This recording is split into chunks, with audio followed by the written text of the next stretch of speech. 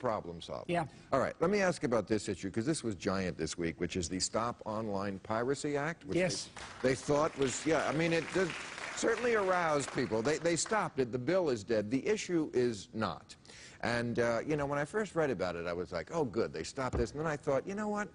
My documentary, my comedy documentary, Religulous, I remember when that was out, and yeah. they were pirating it and put it online, and all the money we lost on that. And I was like, you know what? Somebody has to bring up that there is a moral dimension to this. I don't think this is brought up enough. Now, I know that they're saying that apparently this bill would somehow infringe on free speech.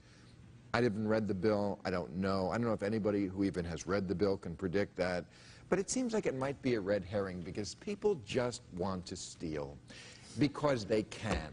You know, I call it Caucasian looting. No. And just because you're sitting at your computer in your pajama bottoms doesn't mean you're not stealing. He's wrong. 80% of the piracy in the world in these matters happens in China, by the way. Well, it does. Okay, but we're not Chinese. I know. But this bill managed the internet. It took the most creative part of our economic world, the internet, and all the related media to that, and tried to manage it from Washington, D.C. Right. It's a mistake. We have options in our justice system to do it. Now, Bill, it takes money, it takes effort, it takes attorneys. You have to really get serious about it. And it But takes a little, options and it takes a little cooperation from the people who are participating in the stealing. That's not what we're getting.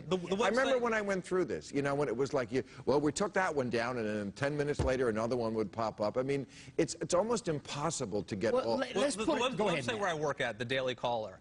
Here's our concern would be, I mean, we haven't had the meeting or whatnot, but my concern at least would be, a lot of what we use is user-generated content, okay? And so we could have someone who posts a comment on my blog that somehow infringe on a copyright or whatever, someone who's someone who doesn't work for us but a contributor.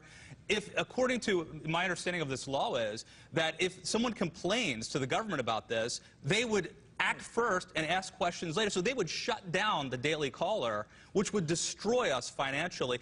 The other problem is the chilling effect this would have on venture capitalists who want to invest in the next Facebook, right? So if I'm a donor, if I'm an investor who wants to get involved, I'm going to be like, hey, guys, I don't know that I want to be involved. The two guys in a garage somewhere right now who are building the next Facebook, this could destroy them. They need to deal with this, I think, with a scalpel and not with an axe. Clearly, the issue of piracy is a big deal.